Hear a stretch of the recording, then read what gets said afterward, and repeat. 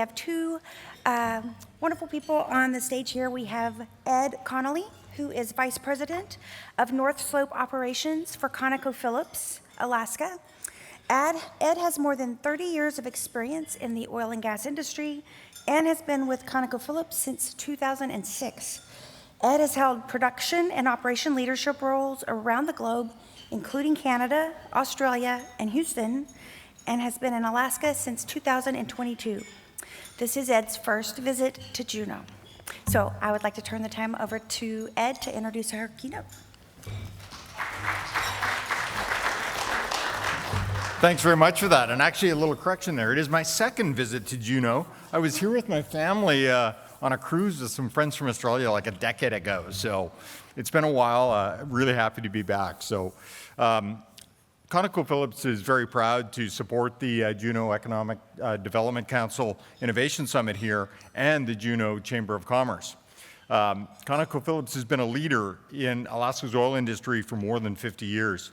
Our company is committed to operating with the highest safety standards, responsibly developing Alaska's resources, promoting economic opportunity for Alaska, and being a valuable community participant and partner. We're committed to Alaska. Last year alone, we invested $3 billion in Alaska projects such as Nuna and Willow. And we will continue to invest in our North Slope operations and our legacy assets. We also show our commitment to Alaska by supporting communities and local organizations like our host, JEDC, and the Juneau Chamber, in addition to community pillars like the Juneau Symphony, Sealaska Heritage Institute, the United Way of Juneau, and the Southeast Alaska Food Bank. At ConocoPhillips, we're intensely focused on accelerating our pace of innovation. Innovation is one of our spirit values, and developing and applying innovative technology is a key component of our current and future success and our license to operate in pristine states like the state of Alaska. Innovation is really how we unlock the potential in our people, our technologies, and the world's energy resources. Our industry is very technology intense and requires innovation at all times to even stay somewhat competitive. This connection to innovation is why I'm very honored to introduce our keynote speaker, Danielle Clapp. Danielle is a seasoned professional with over 25 years of expertise in innovation management and idea leadership, particularly in IT and digital commerce. As a trusted strategic advisor at Gartner, Danielle plays a pivotal role in guiding clients through the complexities of digital transformation. We should talk. She holds a Bachelor of Science in Computer Science from Austin Peay State University and an MBA in Technology Management from the University of Colorado. Her extensive career has been marked by a global perspective, having lived and worked abroad, which has enriched her understanding of diverse markets and industries. Her cross-industry experience spans sectors such as manufacturing, agriculture, nonprofit, food and beverage, retail, and government, underscoring her versatility and adaptability in various business environments. With that, please help me welcome Danielle to the stage. Thank you. Cool. Good afternoon. How are you guys? I'm glad I get you at lunch and not after lunch when everybody wants to take a nap, right? I know. Oh, I forgot my clicker up here. Ha-ha. All right. Let's talk about AI, strategy, and ambition. Have we talked about that yet here? I know you guys have been going through this journey. Usually about this time in the learning journey, I start coming up with questions in my head, right? Questions like, where do I start? How much is it going to cost? How much is it going to save? Wait, what is AI? Why are we here again? Right? And on the topic of questions, there should be some time for Q&A at the end of this session. So that microphone, I've been told, is hot, so you can line up if you have any burning questions at the end. Before I get into this, I want to quickly introduce you to Gartner. Gartner is a global leading research and advisory company.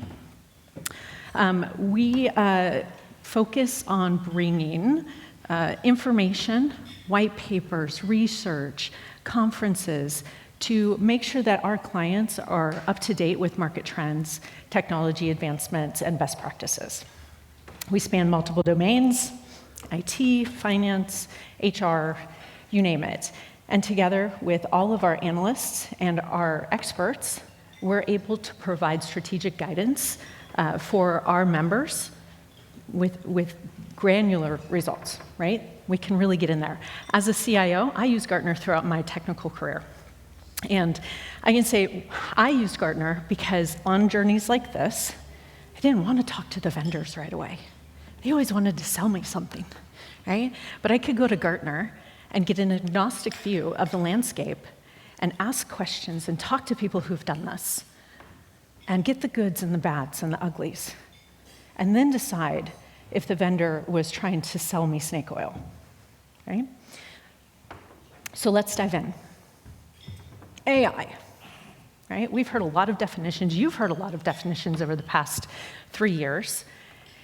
And I have too. I've heard very technical, precise definitions, all the way down to, well, it's when the computer does things that I want it to do, but I didn't have to tell it to do it.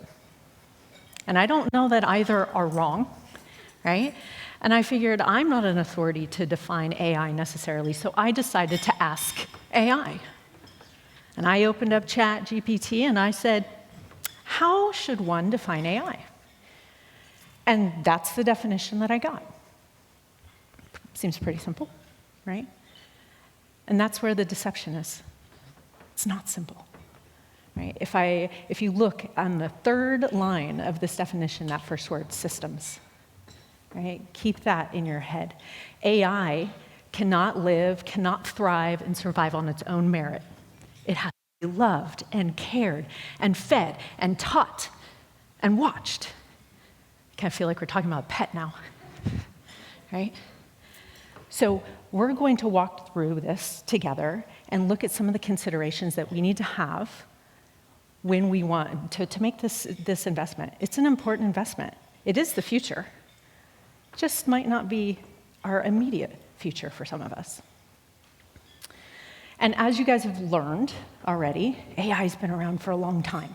Lots of different kinds of AI, lots of different kinds of automation, right? It's roughly 69-ish years old, give or take a year or so. And so the question really becomes, why? Why are we hearing about this now?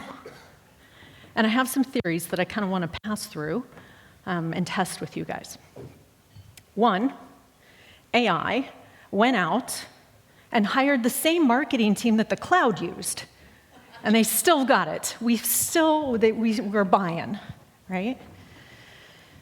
Two, technology has finally advanced enough for us to be able to have the computing power to make this a possible thing. So we're asking a question, and we're not waiting 5 minutes for an answer. We're waiting 5 seconds. That's an amazing amount of computing power that up until this point didn't necessarily exist.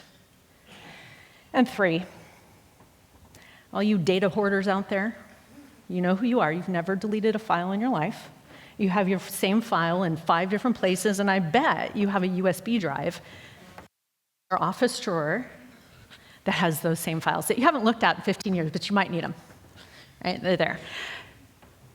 Humankind has finally assimilated enough data, and we've hoarded enough data to be able to build these models with surprising accuracy. It's scary sometimes. So remember all those questions we had, right, around AI? What does this mean? What's a human in the loop? What are hallucinations? What's LLM, RPA, MLA, Gen AI, right? All different types of AI. What do I do? What do I do with that? How do I define it for me, for my organization, my community, my employees? And where do I start? And if you guys don't listen to anything I say for the rest of this presentation, I want you to take away the answer to all of the questions we just talked about. Are you ready? Where do I start? What do I do? How much is it going to cost? The very non-committal answer is, it depends. right? I don't know. I don't know where you are in your journey, but we can explore it together. So this eye chart is something that Gartner produced because we recognize that this is a complicated system to put together. There's a lot of factors here. And really, you don't have to read all of this. It's just gobbledygook, but I want you to recognize that there are 4 foundational pillars here, or blocks, if you will, that Gartner believes that every AI ambition, every AI effort needs to start with. One is risk, security. How do we keep our investment safe, our data safe, our organization safe, our community safe with this technology? Strategy, should we? Should we not? How? What do we do? What replaces our strategy? What does this replace in our strategy?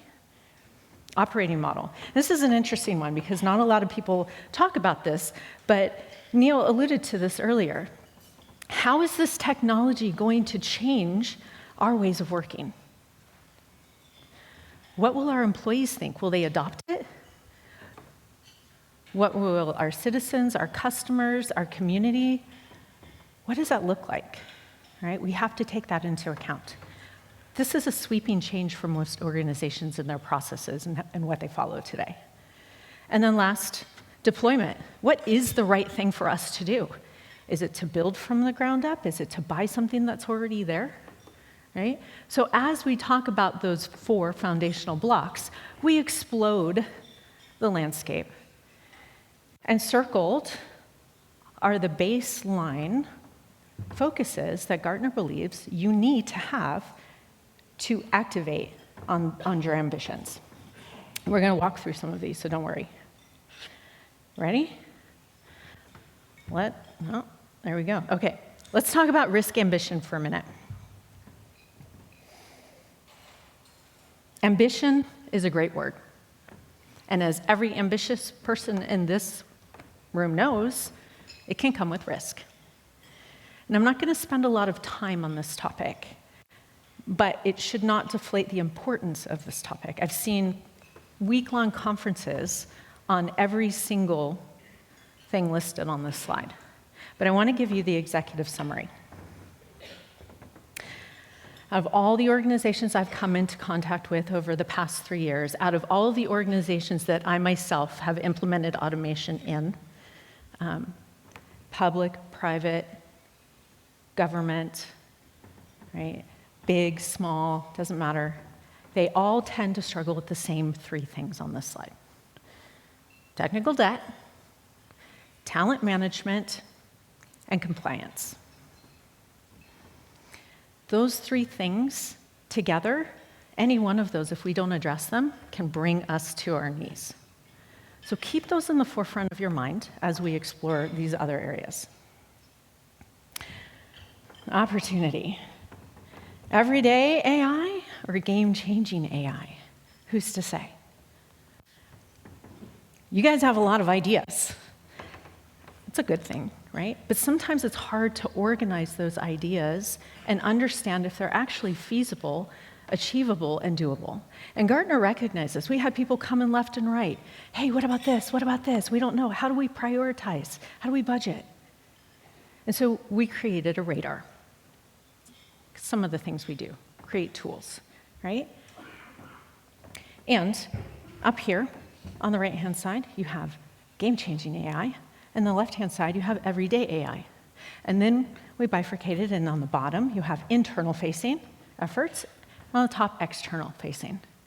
And then because it wasn't complicated enough, we baked in feasibility, right? And so as you move closer to the middle of this radar, your ideas, your use cases, your concepts become more tangible. They become something you can achieve. And let's define feasibility for a minute. We have 3 components to our feasibility measures. 1, technical feasibility. Can we actually do this? Does the technology actually exist, or are we dreaming right now? And is our organization, do we have the technical assets? Is our data all aligned? You heard about that yesterday, right? To actually be able to activate on this. So that's 1. Two is internal readiness, right? And Neil alluded to people not being ready for AI, not being ready, not trusting what AI delivers, not wanting to change the processes that they use and they've had and held dear and have been successful with, right? Being afraid that maybe this technology is going to take their job. And then external readiness. And this is a fun one because I actually experienced external readiness earlier in the week. So external readiness, are your customers, your clients, are people out in the general wild ready to accept AI into their world? And I forgot to mention, for the purposes of this discussion, when I say AI, we're going to talk about generative AI unless it's otherwise specified. And so I was speaking at a conference earlier in the week in Phoenix, and Phoenix is one of 3 cities that has Waymo. And for those of you who are not familiar with Waymo, it is an autonomous car ride service, right? I get on my phone, I got an app, I say I want to go here, I'm here. Driverless car comes, picks me up, takes me there. It's the introvert's dream. I didn't have to talk to anybody, right? And it was amazing to watch, right? Agentic AI, right? The agency for that machine to make decisions.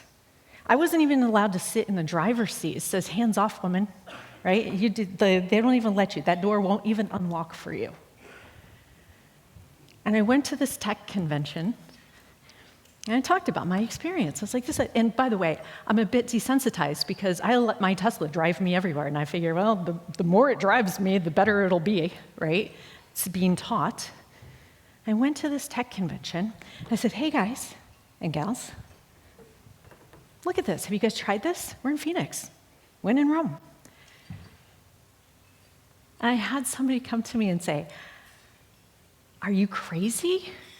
Are you crazy?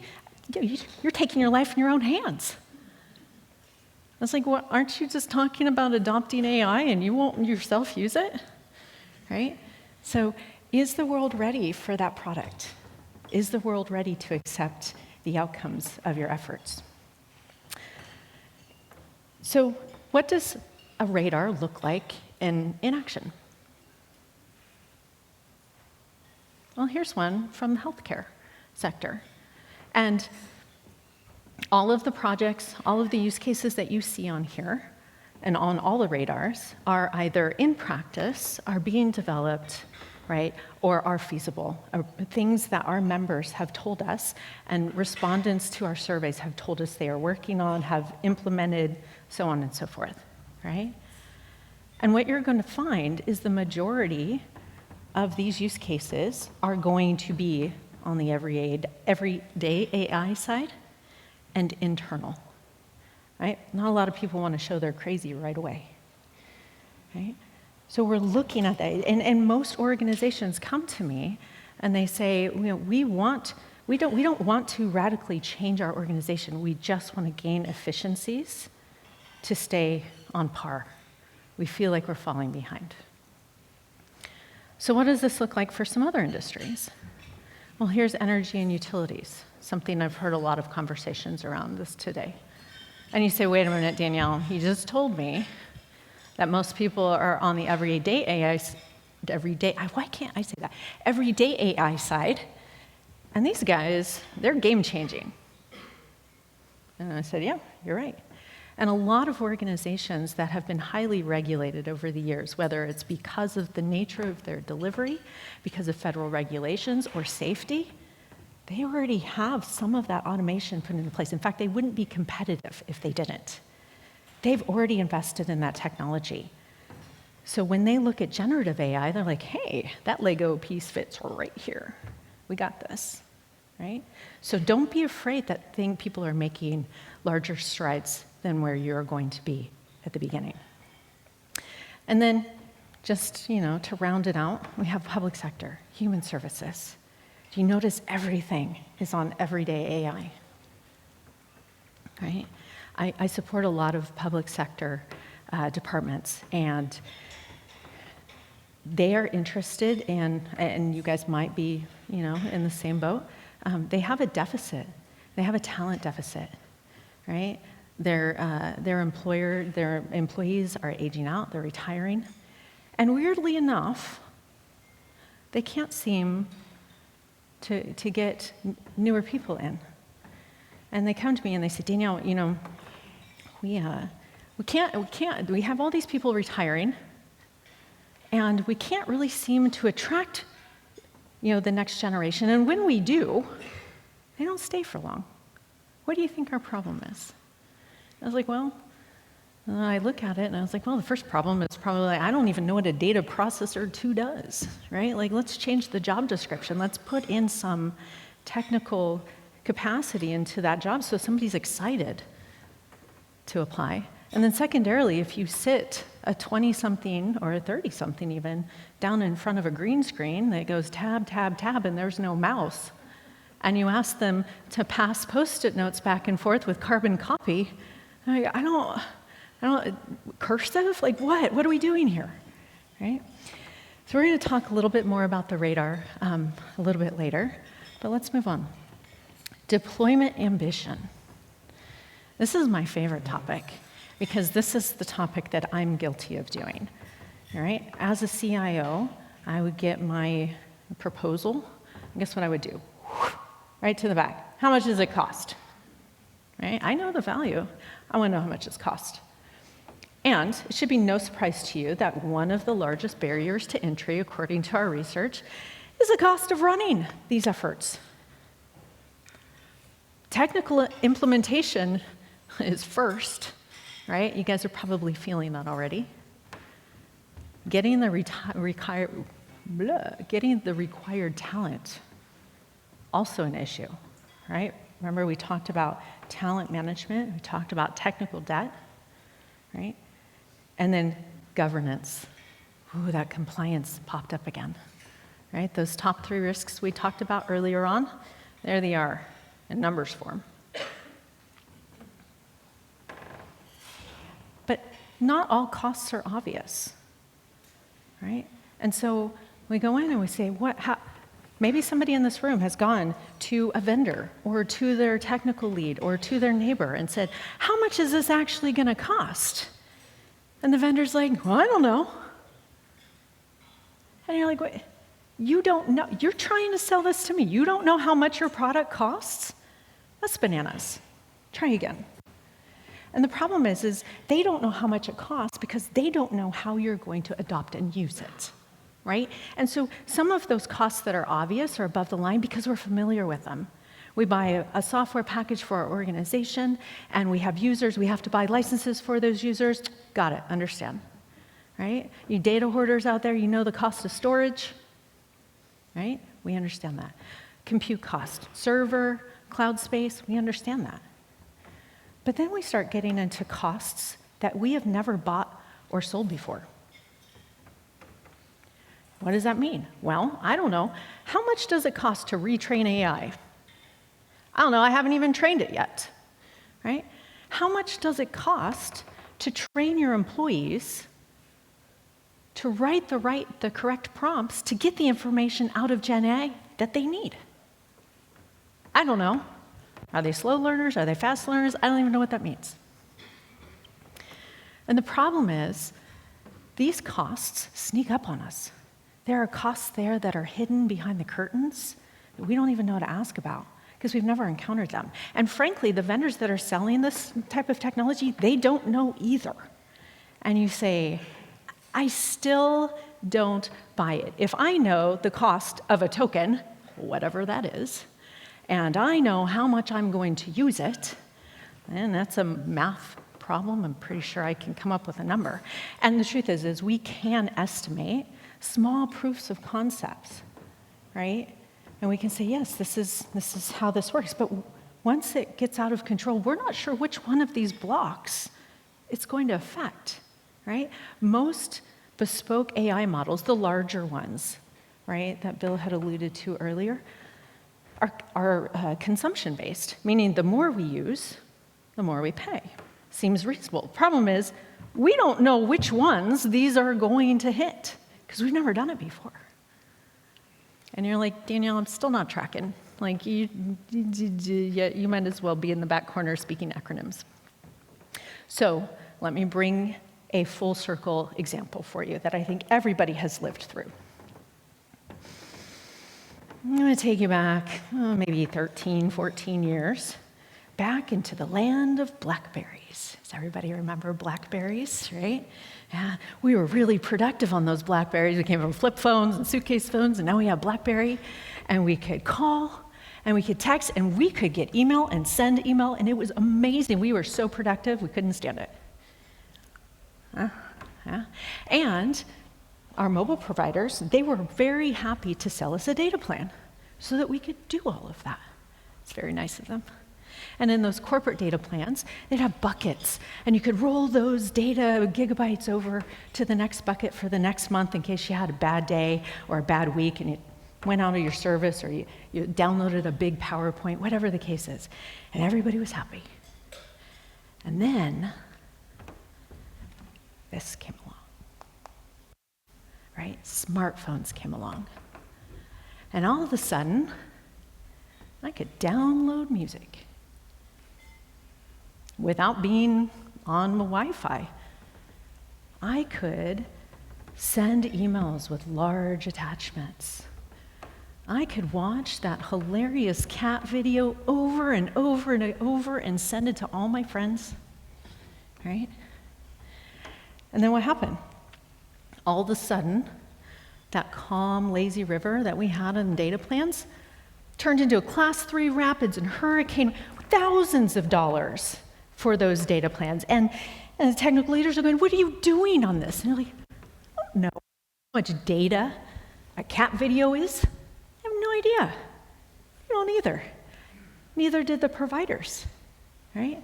They didn't understand the adoption and the usage, and therefore it's really hard to plan. Neither did we. But now we have learned and we've evolved and we kind of understand, yeah, okay, I got that.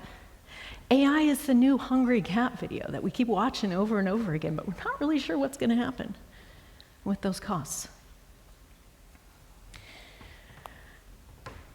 This is where the buy versus build decision usually comes in, right? And because I work for Gartner, I cannot enforce my opinions onto you anymore. And the reality is that the philosophy that I hold for buy versus build is, it's circumstantial. Depends.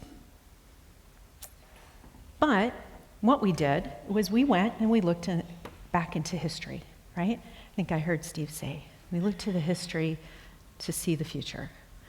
And Gartner has a lot of data on other technical disruptions in our world, right?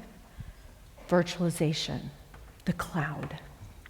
We thought, hey, it's following the same pattern. Let's make some predictions. And so our analysts put this together and said by 2026, 80% of organizations will have interacted with AI in some form or fashion. They could be a customer, they could have implemented it, they could have done it to their employees, whatever that looks like. Today it's only 5%. Y'all, 2026 is tomorrow, right? This is moving fast. And then they went a step further and said, but by 2028, 50% of all the organizations that built their own little sandbox, right, are going to abandon it because of cost, right? We didn't know what we didn't know. Complexity.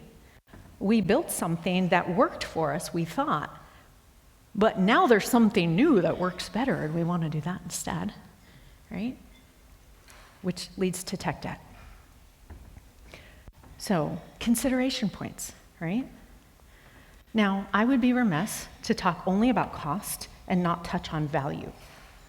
Value is an important thing for us to measure, and sometimes it's really hard to understand what that means. And per our data, less than 15% of organizations measure the value of automation that they're getting. They can't consistently, quantifiably recreate value because they forgot to define what good looks like. They forgot to define what that end goal is. What does done look like? Less than 15%. Everybody's chucking money. And they're like, yeah, I think so. I think it's good. I think we're getting value. We're spending a lot of money. We must be getting some value, right? So if with less than 15% of people actually measuring something, our next question as Gartner was, well, what do you expect to get?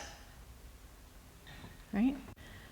And if you look, 30% more of the executives expect that they will get improved productivity and efficiencies. 30% more than reduction in costs. And why is that? Because nobody knows how much that hungry cat video is going to take. Right? We don't know yet. We don't understand how our organizations are going to adopt and evolve with this technology. And we also don't understand how the people who are providing these services for us are going to change and mature. Investing in this technology, make no mistake, it is going to be groundbreaking. But as we mature into the space, we're going to have a lot more tools in our toolbox to make the choices we need to make. So let's talk about talent. I heard a lot of conversation here about how we find talent. We have a talent deficit. We can't find talent. Where's the talent? Where are the people? Well, you're not alone, right? Most of my conversations with organizations around AI, they want to invest in AI to help their technical deficit, right? How do we do more work, more efficiently, more effectively with less people?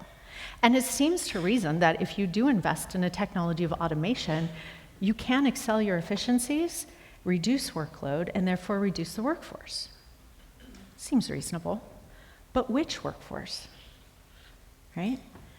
There was already a deficit of experts in the world that know how to do this. So we asked organizations, how are you solving this? And the answer, we're retraining. And you say, but Danielle, I just told you we don't have enough people. Those people are wearing 16 hats, and now you want me to train them to do something else. You're off your rocker.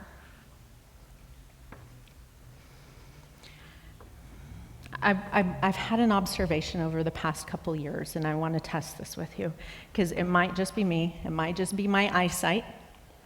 When I look around organizations, the workforce might be getting younger. Yeah? Now, I have 4 kids. My oldest is 27, and she's been in the workforce for about 7 years now after she graduated university. And she has never grown up in a household without a computer. She's never grown up in a household without the internet, and dial-up does count. Yeah. She was taught to code from middle school on through university. And she's the only one of my 4 children that know if you want to watch your movie, your favorite show again, you have to rewind the VCR tape. Right? And why do I tell you this? Those are the people coming into the workforce. They have had technology at the forefront of their world. They don't know any different. They expect technology to be there. Personal, work, right? I challenge you to change the way you think about who a technologist is. It's no longer the people in IT. It's your entire workforce. Embrace that. Let them explore. Let them expand their ideas. They're not afraid of the technology. If you make a mistake, delete. Right? And it comes natural. It comes natural. My 2-year-old grandson, he knows exactly what that red button on FaceTime means. It's the hang up on grandma button. Nobody taught him that, but he really likes to use it.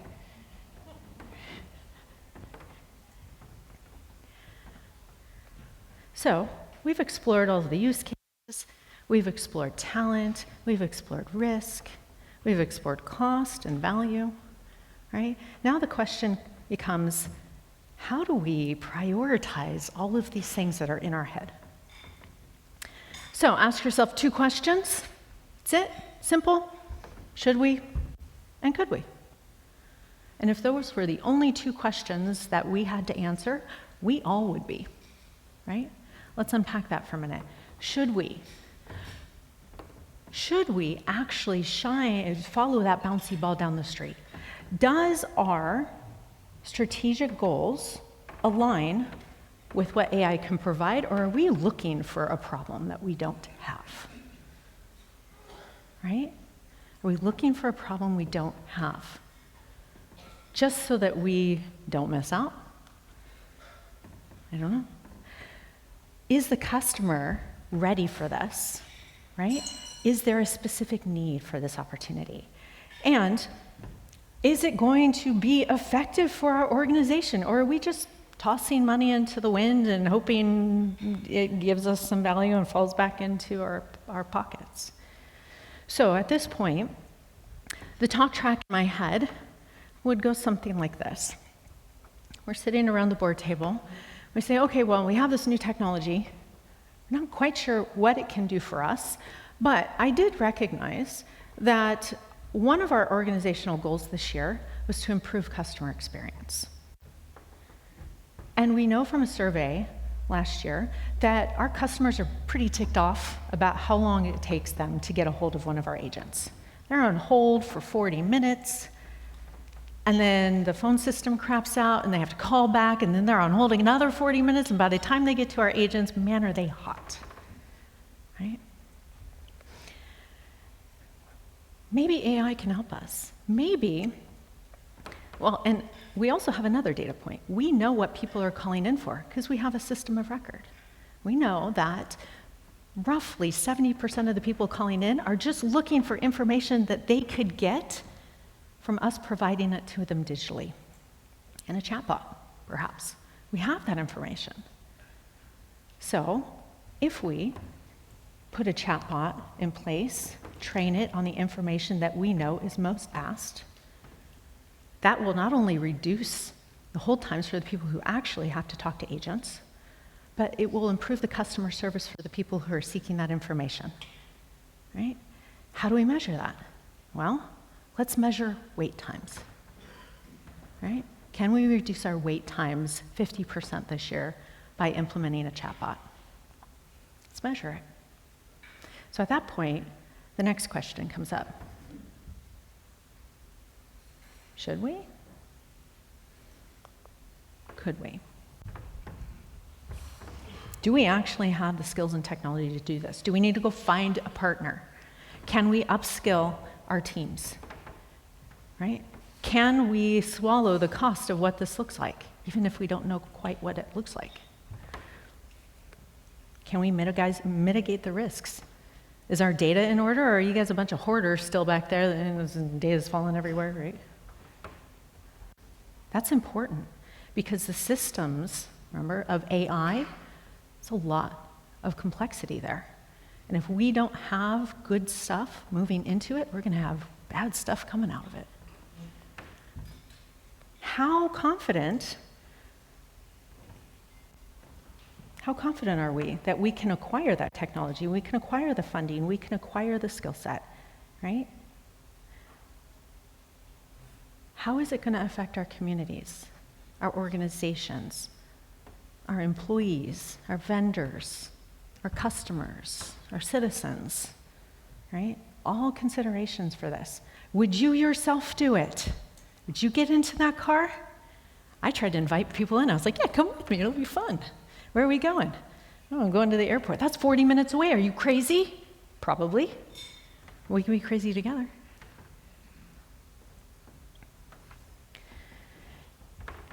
Right? So we're back to this radar again. What is the feasibility of AI in your organization? Right? How much are you willing to learn, to spend, to nurture, to grow? How open are you to helping your organization, your employees, your customers, your vendors, everybody involved through this change? And are you willing to accept that change and champion it? Because if you're not, don't do it, right? So I hope that this conversation has helped uncover some of those questions some of those ideas that you've heard about over the past day and a half. This is a decision of investment in the future. It's not a scary one, it's not a bad one, it's not a good one, it just is one. All right, thank you very much. Appreciate it.